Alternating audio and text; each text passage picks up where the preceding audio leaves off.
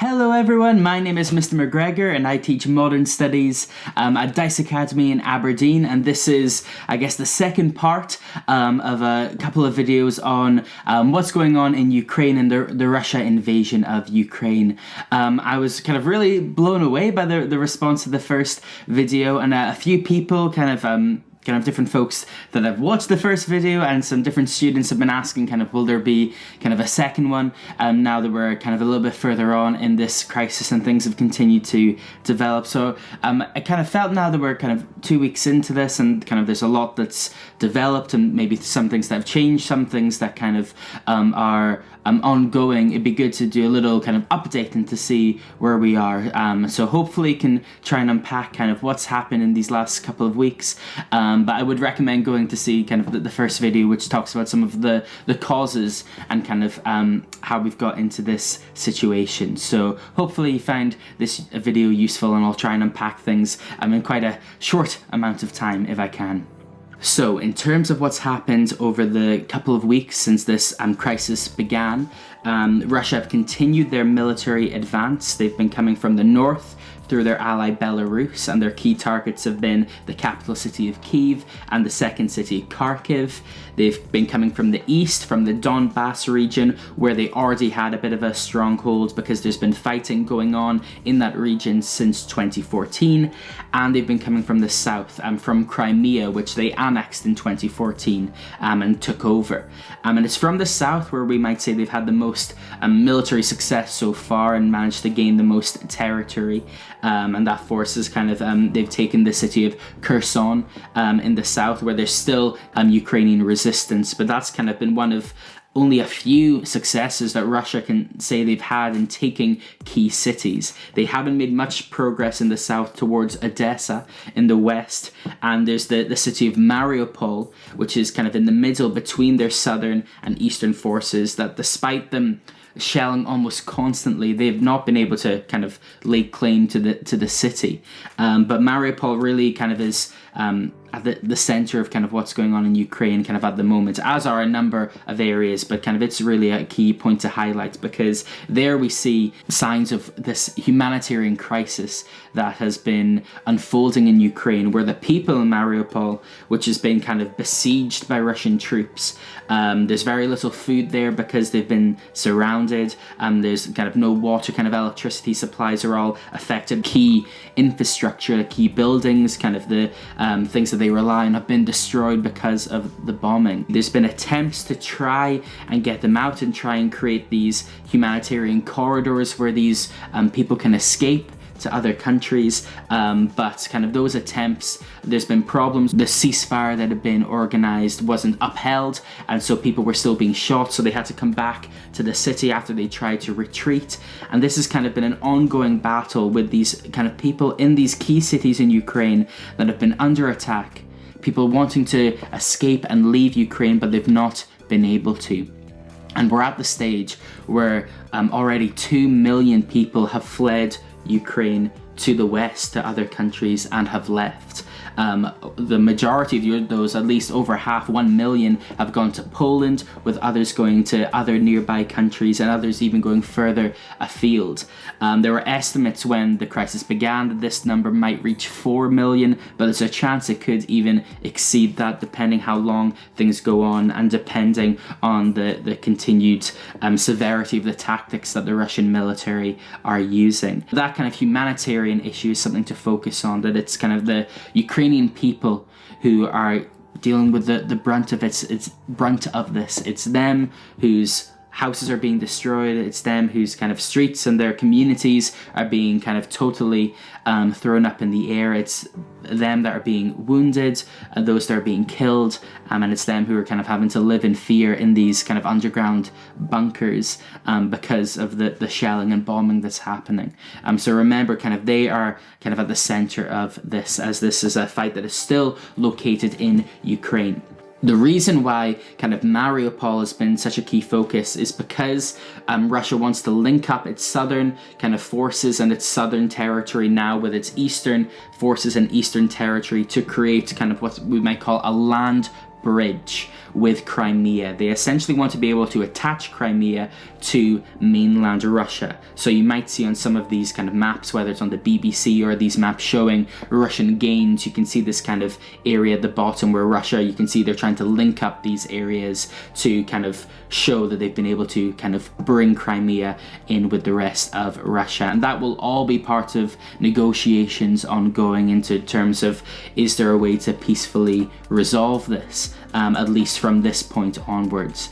And that is something else that's been going on. There have been peace negotiations, peace talks taking place. They've been taking place on the Belarusian border between representatives of Ukraine and representatives of Russia, and they've been having discussions. They've kind of had different days where they've been meeting.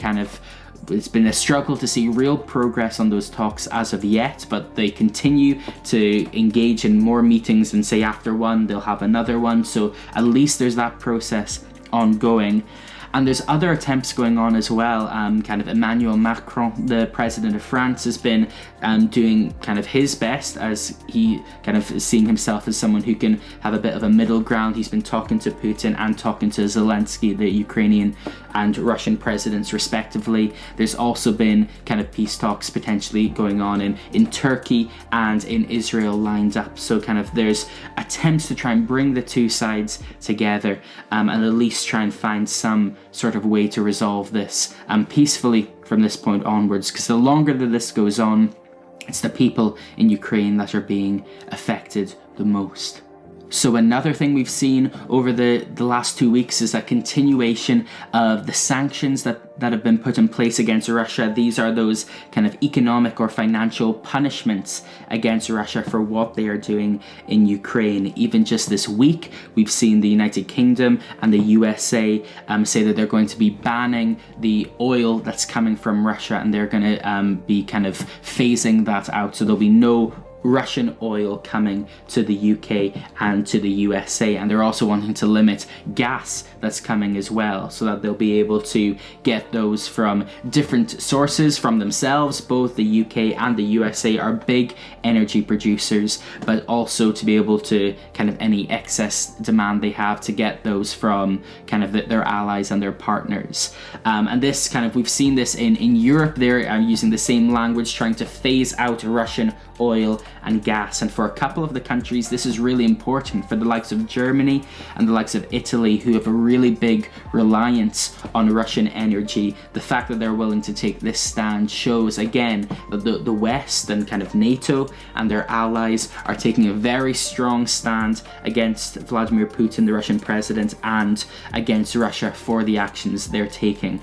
And their language is to continue down this road and continue to see what they can do to try and put as much pressure as they can on Russia. And it's not just whole countries, it's businesses as well. Even this week, the likes of McDonald's, the likes of Coca-Cola, big clothing stores, phone stores have been kind of reducing or ending their supply in Russia, which again is going to have an impact. And you think kind of the Russian people, they're kind of going to be feeling some aspect of this as well. Certainly financially, it'll be having a big impact.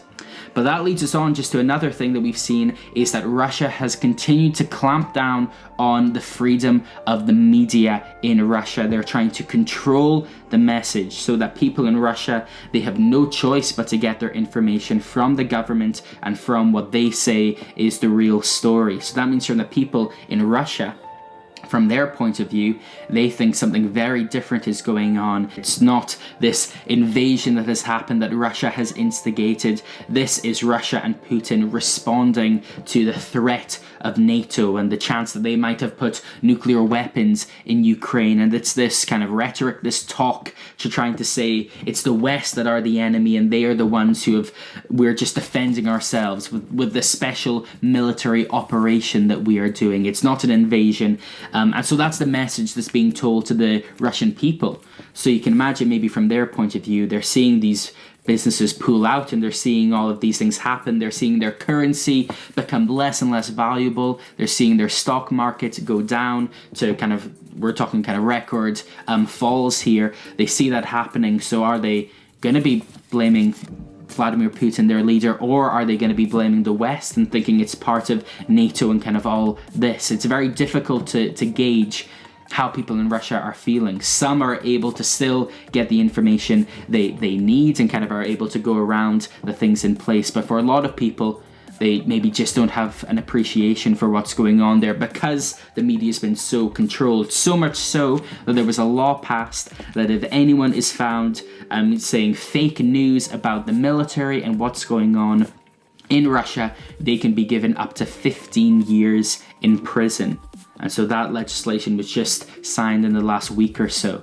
So that is showing just how serious the issue is in Russia in terms of getting the correct information and how the government and Putin is controlling the message. So an important question that people are asking is, why is there not being more done? Why aren't NATO or the UK or the USA or other countries, why aren't they doing more? The issue comes down to NATO not wanting to escalate this situation. One of the options is to try and impose, and you might have heard a lot about it, the no-fly zone. And this is this idea that you can kind of enforce above Ukraine this kind of rule that no one is able to fly above it. And that if anyone does, then you kind of use your planes to shoot them down, essentially. If anyone is going to ignore this no-fly zone, there's going to be consequences. So Zelensky and Ukraine have said, NATO, why aren't you doing this? You should put this in place. NATO, that's the UK, the USA, kind of in these 28 other countries in NATO, have said they're not willing to do that because it could lead to them coming into contact with Russian planes, having to shoot them down, and that could then lead to this being a conflict that extends outside of Ukraine. So that is why they are not putting in place a no-fly zone. That's why there's no discussion of any troops or anything going on the ground, and that's why their key response has been through providing weapons to Ukraine. Still more weapons are being provided. There's discussion of maybe more kind of planes and jets being provided. Also, the sanctions to pressure Russia to come to the peace negotiations and try and maybe change their position. And then also by providing money, by providing aid to Ukraine, straight to the Ukrainian government. And that maybe transitions us into maybe the last part of maybe this video, and that's just to say, well, what can we do? Kind of, what are the things that we can do? Is there anything practically that we can do?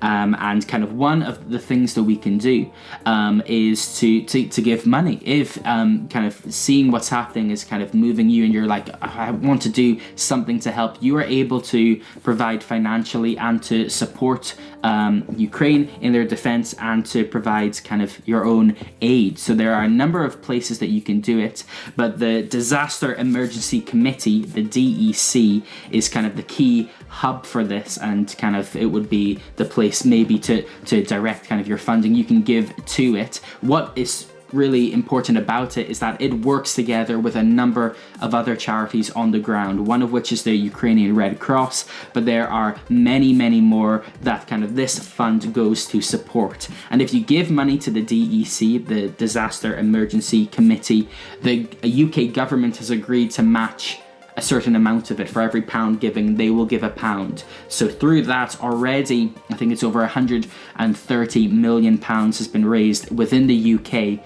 So by providing for that, you're giving straight to charities on the ground, and also you are kind of, the government's going to be matching some of that and providing more in order to support those in Ukraine. So that is one thing that you can do. Another thing that you can do, as we mentioned last time, is making sure that when you're discussing this, you're using the right language and kind of you know what's going on. Making sure, again, that your information is accurate, that you've looked, is it in multiple places? Is it up to date? Is it from trusted sources? Making sure when you're discussing this that you are informed and that you are kind of using the right information, and that what you're saying and discussing, you know that it's true, or at least true to the best of your ability, because you've made sure that it comes from the right places. Another thing you can do as someone who teaches modern studies and kind of is always thinking about ways we can participate, you have the ability to write to the people who are making the decisions. So kind of in this case, the issues of defence and kind of all of this, it's the UK Parliament and the UK government who make the decisions. So you have the ability to write to your local MP to tell them what you think is your opinion, what your thoughts are, and they are kind of bound. Their job is to listen to you, to respond to you. I'd encourage you to look at those ways and look to see what you can do, because often, and I mentioned this in the last video, often kind of you can feel a bit hopeless in these sort of situations, but by kind of whether it's giving money or by making sure that kind of what we're saying is correct, and by continuing to highlight the people of Ukraine who are at the center of this, thinking about what it'd be like if you were in that situation and trying to kind of put yourself in their shoes. Hope you found this useful. Hope it's helped to explain it in a straightforward way, and that kind of it's helped to unpack what's going on in Ukraine. And here's hoping that some of the peace talks and some of the things that we've been discussing, hopefully we can move in a more positive direction when it comes to allowing these corridors for humanitarian aid to come through and be more permanent, and for peace talks to be successful. Thank you very much for watching. Hope you are doing okay where you are, and I'll see you later on. Take care.